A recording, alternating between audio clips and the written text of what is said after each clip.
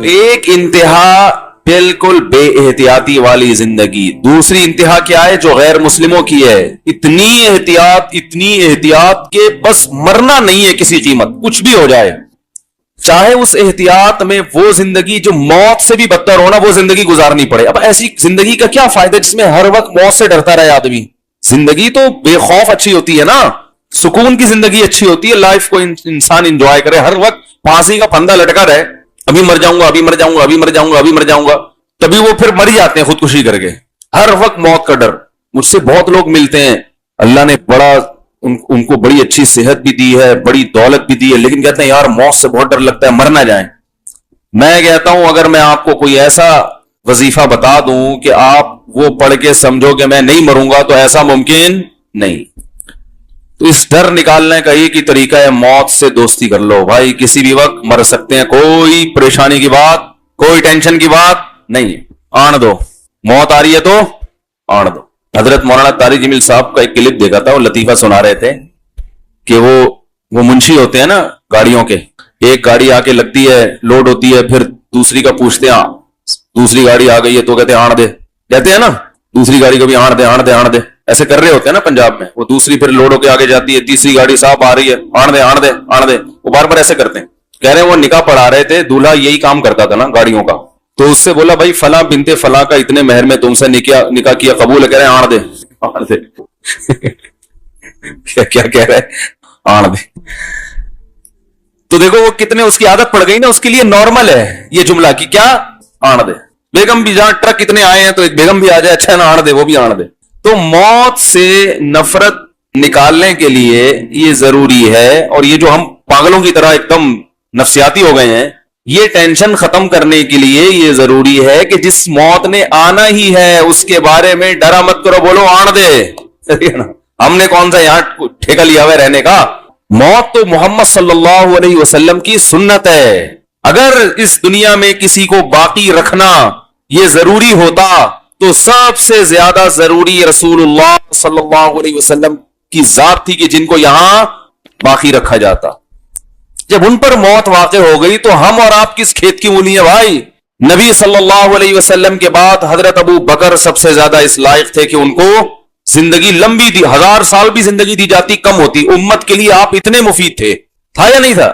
ان کو بھی اللہ نے اٹھا لیا۔ پھر حضرت عمر کا دور آیا، کہا جاتا ہے کہ صدیوں تک ایسی حکومت کسی نے قائم نہیں کی جیسی حضرت عمر نے، اور کہا جاتا ہے اگر مزید کچھ سال زندہ رہتے پوری دنیا میں حضرت عمر کے دور میں اسلام غالب ہو چکا ہوتا تو ان سے زیادہ زندہ رہنا کسی کے لیے ضروری تھا؟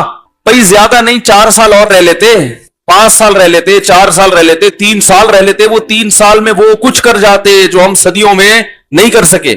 چلو اگر مرنا ہی تھا تو مکمل بوڑھے ہو جاتے، ٹھیک ہے نا، پھر بستر پہ چلے جاتے، پھر علاج معالجہ ہوتا، جیسے ایک 90-95 سال کی عمر میں اس زمانے میں عمریں ہوا کرتی تھی، پوری اپنی طبعی عمر پوری کرتے، جو کام اللہ نے لگائے سارے کمپلیٹ کر کے، پورے کر کے، مکمل کر کے، خلافت کسی کو سونپ کے اس کو سمجھا بجھا کے بھائی اس طرح سے چلنا، اس طرح سے نہیں چل، سارا سیٹ اپ کمپلیٹ کر کے چلے جاتے۔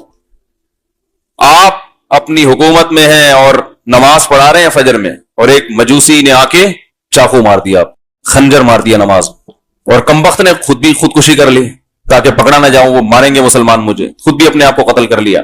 وہ ایسا زخم کہ حضرت عمر کو شفا نہیں ملی۔ جب علاج ہوا حضرت عمر رضی اللہ تعالیٰ عنہ کا، تو جو اس وقت کے حکیم تھے، طبیب تھے، وہ مایوس ہو گئے زندگی سے، اس لیے کہ جو خوراک کھلائی جاتی، جو دوا کھلائی جاتی، وہ زخموں کے راستے باہر نکل جاتی، اس کی علامت تھی کہ اب یہ بچنے والے نہیں ہیں۔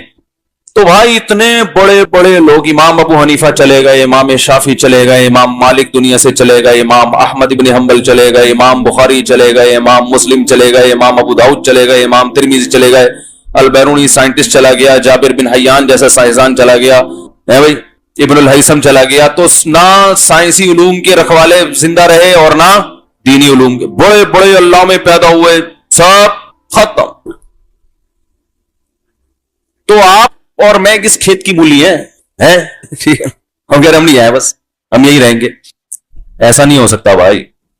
ہاں یہ ایک اشکال ہوگا کہ یار چلے گئے تو ہم بھی چلے جائیں گے، لیکن تھوڑا سا ایک ٹائم ہوتا ہے جانے کا، कोरोना वायरस से जो हम पागलों की तरह भाग रहे हैं, तो मरेंगे हमें पता है, लेकिन ऐसे थोड़ी कि अभी क्या, अभी तो हमने देखा क्या है भाई, मर जाए कोई बात नहीं, 85 साल में 90 साल में चलो अब ठीक है, अभी दादा बन जाएंगे, परदादा बन जाएंगे, बच्चों की शादियां, बेटियों की शादियां, पोते जवान होते देख लिए, जो कि आजकल नहीं देखे जा रहे क्योंकि शादी इतनी देर से हो रही है, पोता होने से पहले मर जाते हैं लोग।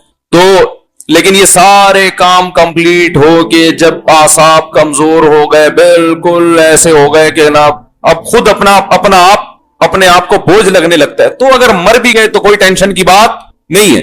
जल्दी क्यों जा रहे हैं हम? बात समझ में आ रही है कि नहीं आ रही? लोग कहेंगे भाई हम मौत से डरते नहीं है, लेकिन अभी जाने का टाइम, अरे क्या हो गया यार, गलत बातें कर रहा हूं। असल में डर इस बात, अभी हमने देखा क्या है, अभी से क्यों चले जाएं?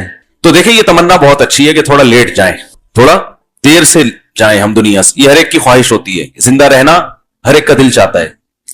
तो तमन्ना करने पर ना अल्लाह की तरफ से कोई पाबंदी, ना गवर्नमेंट की तरफ से कोई पाबंदी है। आपकी तमन्ना हो कि मैं 100 साल जिंदा रहूं, तो गवर्नमेंट की तरफ से भी कोई पाबंदी नहीं।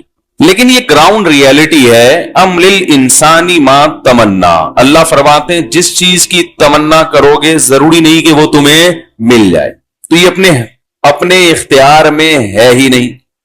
अगर किसी बूढ़े से पूछें 90 साल के, क्या तुम्हारी तमन्ना है कि तुम वैसे ही सेहतमंद हो जाओ जैसे 18 साल में थे, तो क्या कहेगा? हाँ भाई, उस वक्त तो हम छलांगे लगाते थे, दरख्तों पे चढ़ते थे, दीवार से 3 दफा गिरे कुछ नहीं हुआ, अब तो चलते हुए डरते हैं कि बस अगर गिर गए तो गए।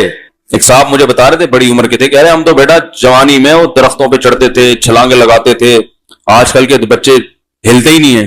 मैंने कहा ये टिकटॉक लेके बैठे रहते हैं, ये अपने बुढ़ापे में फख्र करेंगे, हम तो एक एक घंटा गर्दन हिलाए बगैर 20 टिकटॉक देखा करते थे, तुम एक टिकटॉक देख के थक जाते हो। ये इनका फख्र इस चीज पे होगा, यही होगा ना, हम तो एक एक घंटा वीडियो गेम खेला करते थे उंगली से, और लोग वो कहेंगे नई जनरेशन, यार आपके पट्टे उंगलियों के, सुभान अल्लाह, आपके अंगूठे, अब्बा आपके अंगूठे 1 घंटा वो सांप वाला खेलने से, अब आता है वो सांप वाला, पहले वो नोकिया में आता था सांप वाला ना, जिसका कोई दुनिया में काम नहीं होता था, वो सांप को लंबा करना शुरू कर देता था बैठ के। हकीकत है ना, फालतू टाइम बहुत है। हम हैरान होते थे यार इनका अच्छा वाला आदमी है। मैं तो देखता था ना नोकिया का जब मोबाइल आया ना, लोग क्या कर रहे होते थे बैठे हुए, सांप वाला, स्टेशन पे बैठे हैं, कोई काम नहीं है, सांप वाला। ओ भाई क्यों कोई काम नहीं है, दर्जनों काम है, आप इस टाइम के लिए रखो। वो सांप वाला खेल रहे हैं, बढ़ाए जा रहे हैं, बड़ा खुश हो रहे, इतना लंबा हो गया, आउट हुआ है, कोई अवार्ड मिल रहा है उसके लंबा करने पर आपको। एक साहब ने घर में बकरा पाला, उसे रोजाना इतने चने खिलाते, दूध पिलाते, वो इतनी जल्दी इतना लंबा हो गया। तो समझ में आता है यार बकरा है, काट के खाना है, इसे तो ना आपने काट के खाना है, ये तो चाइनीज को भी नहीं खिला सकते ये वाला सांप। या तो सांप पाला हो ना किसी चाइना वाले को बेचूंगा, तो भी कुछ समझ में आते हैं, कोई लॉजिक बनती है, तो जायज नहीं है ये। सुना है किसी का बयान आया, कुत्ते पालें और चाइना को बेचें, चाइना खाते हैं तो हमारे लिए तो हराम है, लेकिन चाइना वालों को हम बेचेंगे तो वो खाएंगे तो हमारी मईशत इससे तरक्की करेगी। कुत्ते जैसे खाना जायज नहीं है, खिलाना भी जायज नहीं है। समझ रहे हैं, जिस चीज को अल्लाह ने खाने को हराम कर दिया उसके खिलाने को भी हराम किया। तो कुत्ते इस नियत से पालना कि हम पाल पोस के गैर मुस्लिमों को बेचेंगे ताकि वो खाएं, ये हराम है, जायज नहीं है। तो यानी जवान जो है ना, वो बुढ़ापे में क्या फख्र करेंगे, हम सांप वाला खेलते थे। तो हर बूढ़े की ख्वाहिश होती है जवान हो जाऊं, हर बीमार की ख्वाहिश होती है सेहतमंद हो जाऊं, हर आदमी की ख्वाहिश होती है 4 शादियां कर ले। ऊपर से एतराज कर रहे होते हैं मेरे ऊपर, लेकिन दिल में लड्डू फूट रहे होते हैं कि यार काश, लेकिन हो जाती हैं, है भाई, डरते हैं। डर लगना भी चाहिए हर मुसलमान को, ससुराल नहीं छोड़ेगा, दर्जनों मसाइल हैं, खड्डे होंगे वगैरह वगैरह। तो तमन्ना की हद तक ना गवर्नमेंट की तरफ से कोई पाबंदी और ना अल्लाह की तरफ से। क्या तमन्ना कि मैं देर तक जिंदा रहूं, लेकिन अल्लाह ने कुरान में कहीं भी वादा नहीं किया कि जो देर तक जिंदा रहने की तमन्ना करेगा मैं उसको बहुत अरसा जिंदा रखूंगा। ऐसा अल्लाह ने किसी नबी से कोई एग्रीमेंट नहीं किया कि अपनी उम्मत को बता दें। यहूद के बारे में कुरान में आता है, यवद्दु अहदुहुम लौ युअम्मरु अल्फा सना, इनमें से हर शख्स ऐसा दुनिया परस्त है, ये चाहता है कि 1000 साल जिंदगी में रहे, दुनिया में रहे। दुनिया परस्ती जब आती है ना, तो इंसान मौत से बहुत नफरत करता है। तो अल्लाह ने फरमाया ये दौलत के पीछे ऐसा भागते हैं, ये चाहते हैं 1000 साल कम से कम इनको जिंदगी मिले। तो क्या 1000 साल जिंदा रह लेते हैं? है भाई, यहूद की माल की मोहब्बत जो है ना, दौलत की लालच, ये मशहूर है। मुमकिन है सारे ऐसे ना होते हों, हर कौम में कुछ अच्छे लोग भी होते ही हैं, लेकिन उमूमी तौर पर जो हालात है ना यहूदियों के, कुरान ने यहूदियों के बारे में ये वाजे किया कि ये पैसों के बड़े लालची होते हैं, पैसे भी बहुत मरते हैं। तो उसका मुशाहिदा आज भी होता है। हमारे एक दोस्त थे यहूदियों के साथ, यूएसए में जॉब करते थे, कहते हैं अपने बाप पे नहीं खर्च करता था वो, बहुत ज्यादा जरूरत पड़ी ना बाप को इलाज के लिए तो अब्बा को कर्ज दिया है। वो भी फिर फख्र से बता रहा था कि मैंने अपने बाप को कर्ज दिया, गरीब बाप को। तो तमन्ना तो मेरे भाई उनकी भी होती है कम से कम 1000 साल जिंदा रहें, लेकिन रहते नहीं है। तो तमन्ना करने पर गवर्नमेंट की तरफ से कोई पाबंदी, हां, अमलिल इंसानी मां तमन्ना, तो इंसान की तमन्ना यही होती है कि हमेशा जिंदा रहे, और इस तमन्ना पर कोई पाबंदी भी नहीं है, लेकिन ये तमन्ना किसी की पूरी नहीं होती। आप जो कह रहे हो ना कि 80 साल तक मैं जिंदा रहूं फिर चला भी गया तो कोई गम नहीं है, ये अभी कह रहे हो, क्योंकि अभी 80 साल के आप हुए नहीं हो। जब आप 80 साल के हो जाओगे तो आप फिर भी जाने की राजी नहीं होंगे, कहोगे अभी भी नहीं जाऊंगा। जितने लोग कब्रिस्तान में पहुंचे हैं, इनमें से कोई भी जिस रात को कब्र में उतरा उस रात कब्र में उतरने की तमन्ना नहीं थी उसकी, कहते कुछ दिन और जिंदा रह लेता। और रसूलुल्लाह सल्लल्लाहु अलैहि वसल्लम ने इरशाद फरमाया, यहरमु इब्नु आदम व यशब्बु फीहि इस्नतान, इंसान जैसे जैसे बूढ़ा होता है दो चीजें उसमें जवान होती चली जाती हैं, अल हिर्सु अलल माल व तूलुल अमल, पैसे की मोहब्बत और लंबी लंबी उम्मीदें, यानी जिंदा रहने का शौक और उम्मीदें। अल्लाह ताला आगे कुरान में फरमाते हैं, फलौला इज़ा बलगतिल हुल्कुम, अल्लाह कहते हैं ये बातें मैं बता रहा हूं, ये मैं थोड़ी खुद कह रहा हूं, ये बातें ये कौन कह रहा है भाई, ये तो अल्लाह कह रहा है, ये तो अल्लाह कह रहा है। तो कुरान आगे क्या कहता है, फलौला इज़ा बलगतिल हुल्कुम, अल्लाह कहते हैं एक टाइम ऐसा भी आता है, अभी तो मजे में हो, जब तुम्हारी जान कहां तक पहुंचेगी, बोलो ना, यहां। हर आदमी पे ये टाइम आता है कि नहीं आता, हिचकियां ले, यूट्यूब पे देख लो वीडियो, बड़े बड़े पावरफुल और अब आखिरी हिचकियां ले रहे होते हैं, कैसा तरस आता है ना उसके ऊपर, हिचकियां ले रहा होता है आदमी, कोई कलमा पढ़ रहा होता है, किसी की आंखें पथरा रही होती हैं और बड़ी हसरत से लोगों को देख रहा होता है। फलौला इज़ा बलगतिल हुल्कुम व अंतुम हीना इज़िन तंजुरून, अल्लाह कहते हैं तुम बड़े बड़े ताकतवर लोग उसके करीब खड़े होकर उसको देख रहे होते हो कि अभी इसकी रूह निकलने वाली है।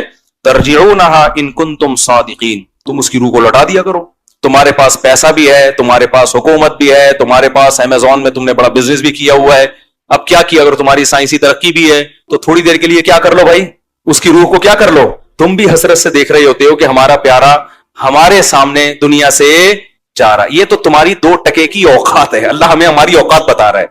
मेरा ख्याल है बात समझ में आ नहीं रही आप लोगों की।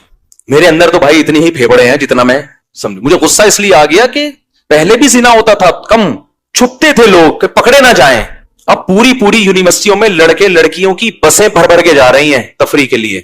पाप खुद इजाजत दे रहा है, भाई तुम्हारी अपनी लाइफ है बेटा, तुम अगर भंगन चमारन बनना चाहो तो हम कौन सा शरीफ लोग